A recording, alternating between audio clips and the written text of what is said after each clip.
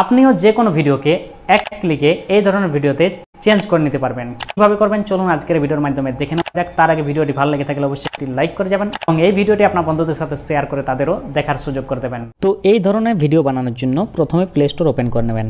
এখানে সার্চে ট্যাপ করবেন, এখানে লিখবেন এডিটস।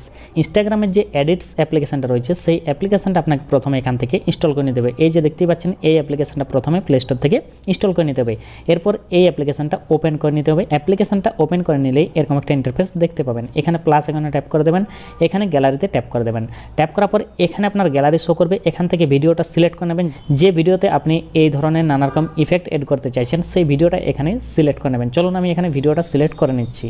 তো এই যে দেখতে পাচ্ছেন ভিডিওটা আমি সিলেক্ট করে নিয়েছি। ভিডিওতে ট্যাপ করে আমি একটু ভিডিওটা জুম করে নিচ্ছি, ঠিক আছে। এরপরে কি করবেন দেখুন, ভিডিওতে ইফেক্ট এড করার জন্য নিচে দেখুন অনেকগুলো আইকন দেখা যাচ্ছে। এখানে দেখুন রিস্টাইল বলে একটা আইকন রয়েছে, এখানে ট্যাপ করবেন।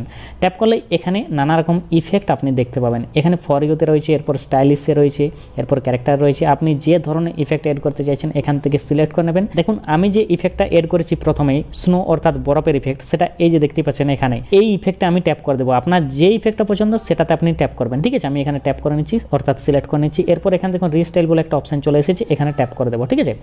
এখানে ট্যাপ করে দিলেই কিছুক্ষণ অপেক্ষা করতে হবে, ঠিক আছে। কিছু সময়ের মধ্যে এই ইফেক্টটা এই ভিডিওতে এড হয়ে যাবে, ঠিক আছে। তো এই যে আপনারা দেখতেই পাচ্ছেন আমার নর্মাল ভিডিওতে কিন্তু স্নো ইফেক্ট এড হয়ে গেছে। আমি একবার আপনাদের প্লে করে দেখাই।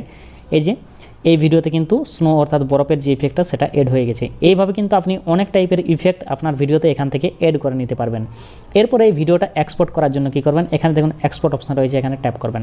ট্যাপ করলেই কিছু সময় অপেক্ষা করতে হবে। এই যে পার্সেন্টেজ উঠছে, পার্সেন্টেজ 100% কমপ্লিট হয়ে গেলে এখানে ডাউনলোডে ট্যাপ করে দেবেন। এই ভিডিওটা আপনার গ্যালারিতে সরাসরি ডাউনলোড হয়ে যাবে।